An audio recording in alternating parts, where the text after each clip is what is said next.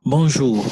L'hépatite B est une maladie principalement chronique dont la gravité est liée particulièrement à son évolution vers la cirrhose et le carcinome hépatocellulaire.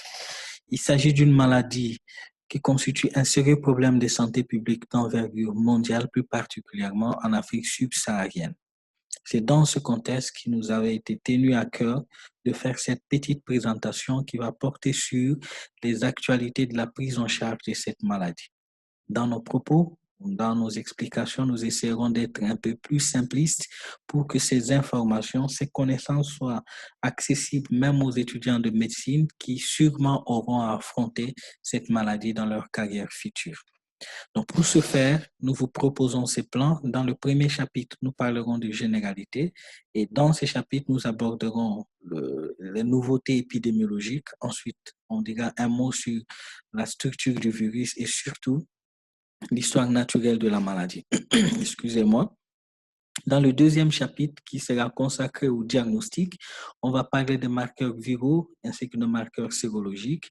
Et on va dire un mot également par rapport au diagnostic morphologique, concernant l'échographie de contraste ainsi que le fibroscan, qui sont des outils de pointe utilisés actuellement dans le diagnostic des complications de l'hépatite B.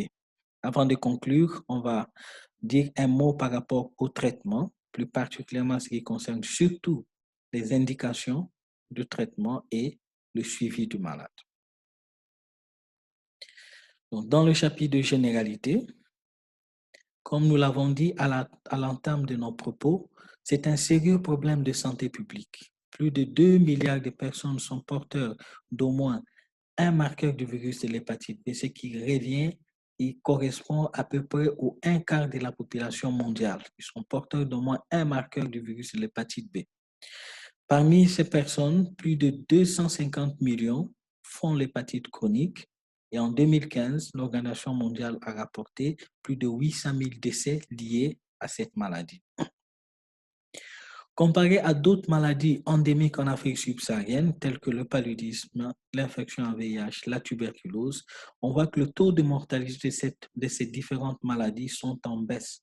Par contre, l'hépatite s'illustre comme étant une cause émergente de mortalité dans le monde, ce qui se représente par cette courbe qui a tendance à être un tracé qui est croissant comparé au tracé lié à la mortalité, le tracé de la mortalité liée au paludisme, de l'infection à VIH, même la tuberculose.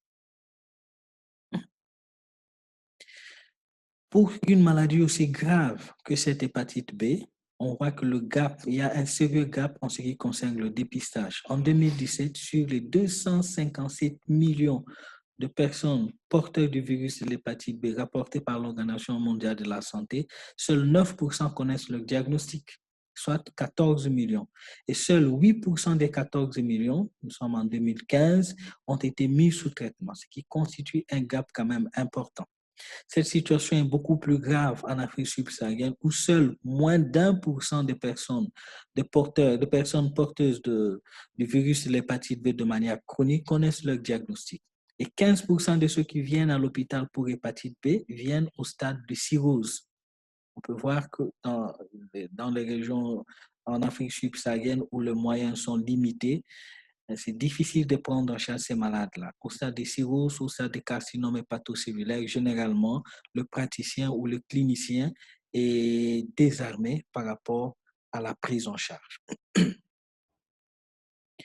Sur cette iconographie, on peut voir facilement que la sous-région ouest africaine constitue le berceau, même la région la plus endémique de l'hépatite B, avec des prévalences pouvant aller jusqu'à plus de 8%. C'est le cas, par exemple, du Sénégal où nous sommes actuellement, où la prévalence du portage chronique est estimée à 11%.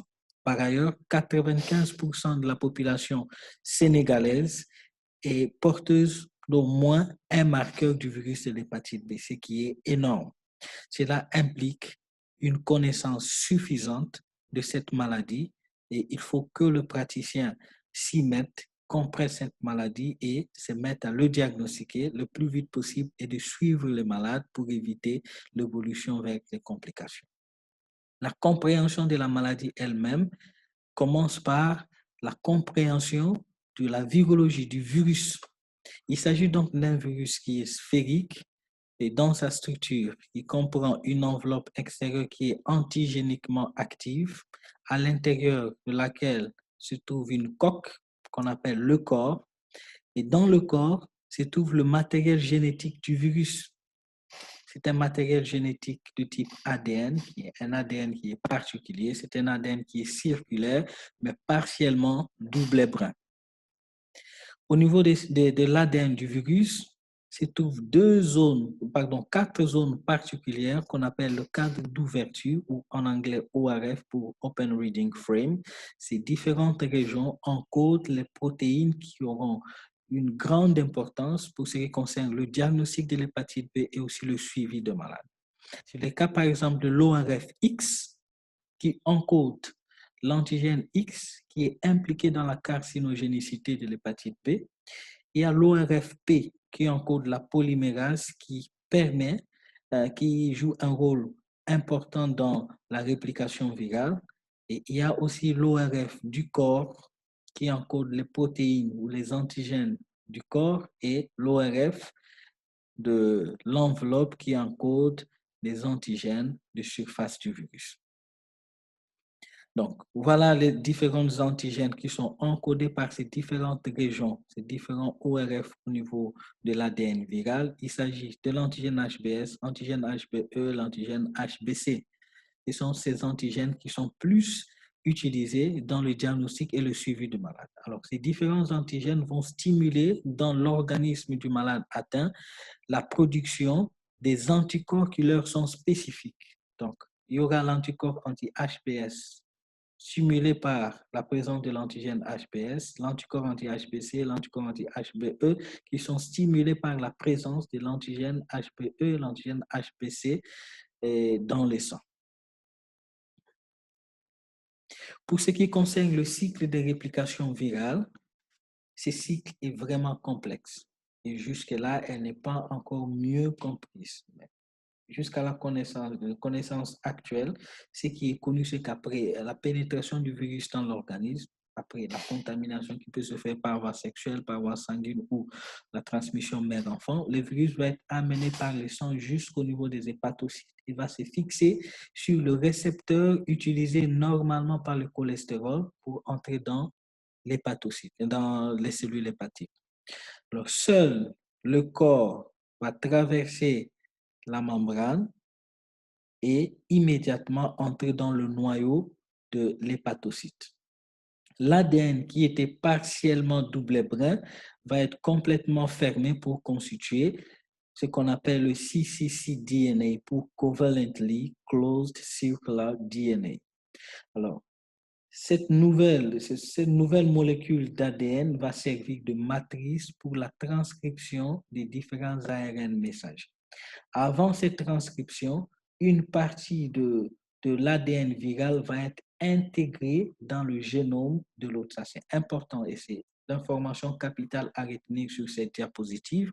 La première information capitale à retenir, c'est que le matériel génétique du virus intègre le génome de la cellule, ce qui fait que l'hépatite B est difficile à guérir comme l'infection à VIH, contrairement à l'hépatite C qui est curable parce que le matériel génétique du virus n'intègre pas le génome de la cellule hôte.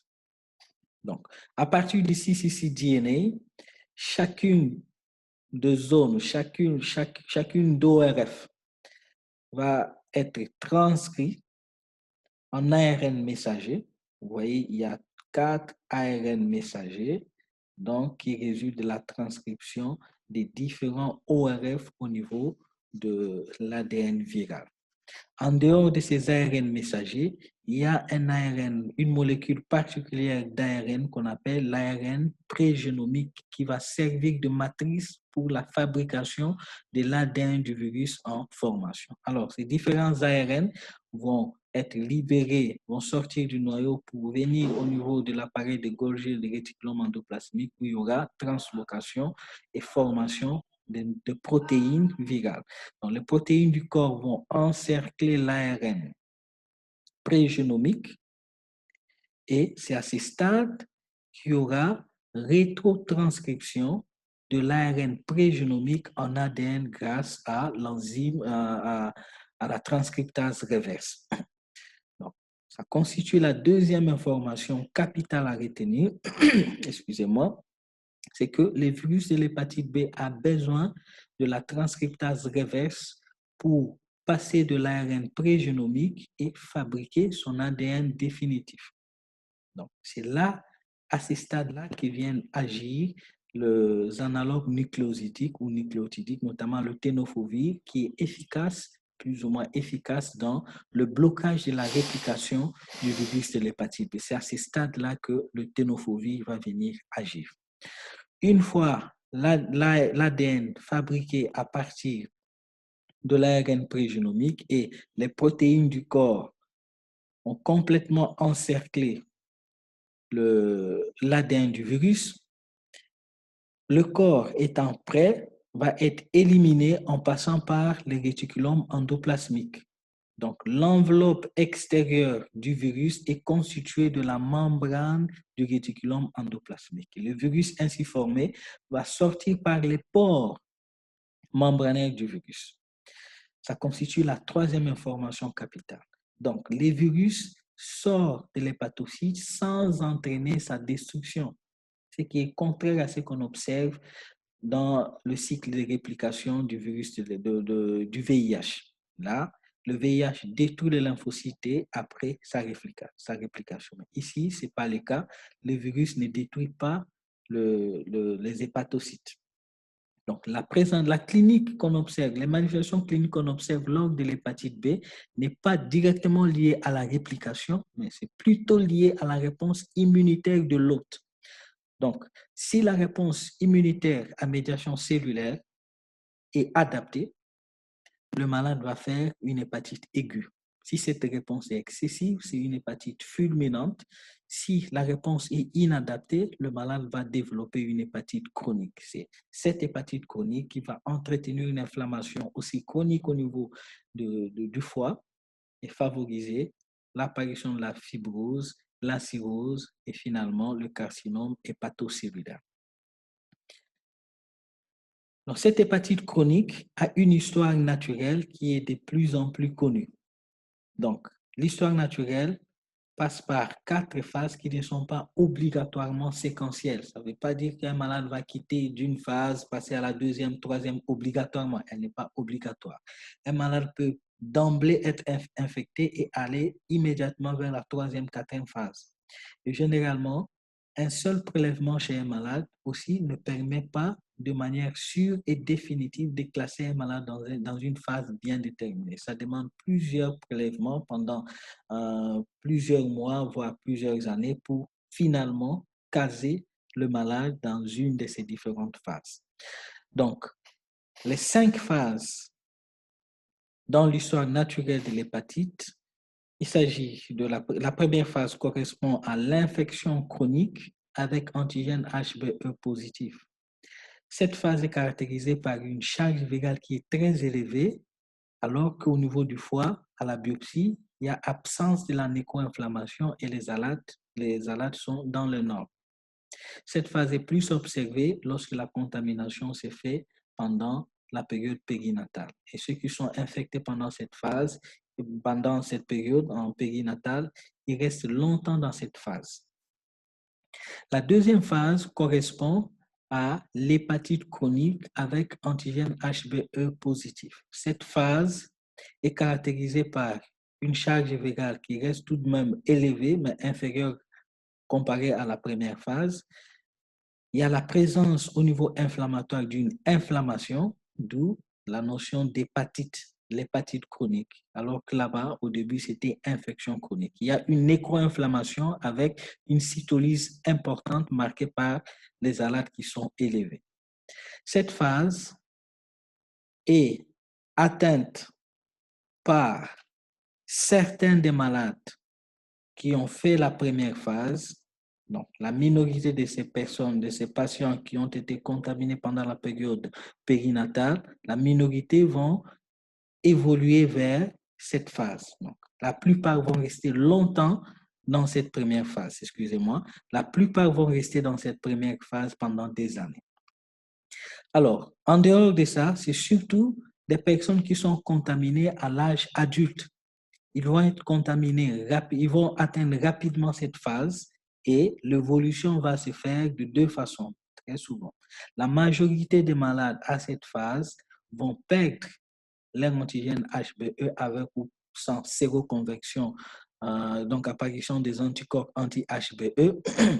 Ils vont supprimer leur charge virale et immédiatement évoluer vers la troisième phase, qui correspond à la phase d'infection chronique avec antigène HBE négatif.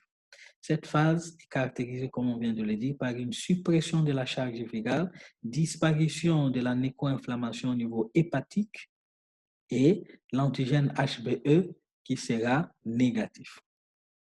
Les 10% qui restent, ils vont avoir du mal à supprimer leur charge virale, mais ils vont perdre quand même l'antigène HBE. Ils vont passer au niveau de la quatrième phase qui correspond à l'hépatite chronique avec antigène HBE négatif. Cette phase est caractérisée par une charge virale qui est quand même élevée, avec la présence d'une nécro-inflammation avec une cytolyse aussi élevée. Cette phase a la particularité de concerner un virus qui a muté. Les genres de virus qui sont responsables de cette réplication élevée, mais avec un antigène HBE négatif, ce sont des mutants précorps. Donc, il y a une mutation au niveau de l'ORF du précorps qui favorise l'absence de la sécrétion de l'antigène HBE. Plus tard, on verra que l'antigène HBE, c'est un marqueur de réplication virale. Si un malade a l'antigène HBE positif, ça veut dire que le virus qui est dans le foie se réplique. Alors là, ça paraît un peu paradoxal parce que ça sera un malade qui a une charge virale élevée, mais avec l'antigène HBE qui est négatif. Donc, c'est important de le savoir, ce sont les mutants précorps. Certains malades, dans l'évolution de l'hépatite B, dans l'évolution naturelle, seuls 1 à 3% vont atteindre cette cinquième phase qui correspond à la cure fonctionnelle, où le malade perd l'antigène HBS, il devient négatif et avec ou sans séroconversion, donc apparition des anticorps anti-HBS. Cette phase était considérée comme étant une guérison des malades qui n'ont pas d'antigène HBS dans leur sang. Ils étaient considérés comme étant guéris. Mais avec des études actuelles, les chercheurs se sont rendus compte qu'il y a toujours une possibilité de réactivation. Donc, on va retenir que la cure fonctionnelle n'est atteinte de manière spontanée, sans traitement, de manière dans l'évolution naturelle que dans 1 à 3% des cas. Le reste, la plupart des malades vont rester longtemps pendant la troisième phase ou pendant la quatrième phase. Alors, concernant l'évolution, on sait que l'hépatite chronique évolue très souvent si le malade n'est pas pris en charge, s'il n'y a pas cassure de la réplication virale et de la néco-inflammation au niveau hépatique. Ça va évoluer vers la cirrhose et la cirrhose va donner le carcinome hépatocellulaire.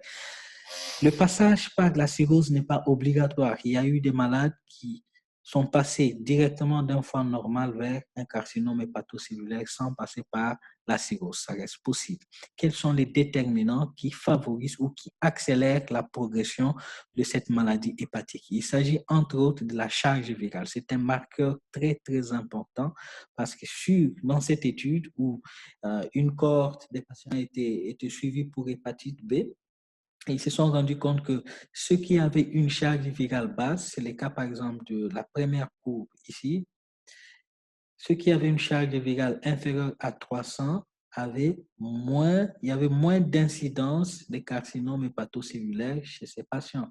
Comparé à cette courbe en noir foncé, ce sont des malades qui avaient une charge virale supérieure à 1 million, plus les années de suivi passées, l'incidence des carcinomes hépatocellulaires dans la cohorte augmentait, ce qui fait de la charge virale un marqueur important dans le risque de progression vers les maladies, les complications hépatiques. Donc, vous verrez que cette charge virale élevée fera partie des indications même de la prise en charge.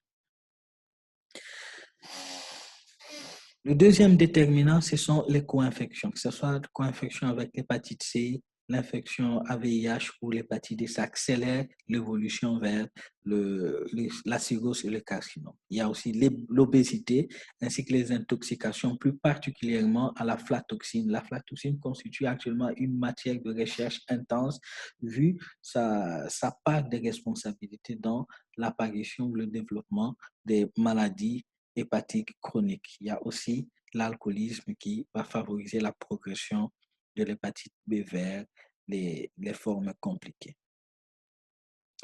Donc, on va s'arrêter là pour cette première partie, juste pour des raisons techniques, pour nous permettre d'avoir une bonne perspective pour le reste. Merci et ne nous quittez pas.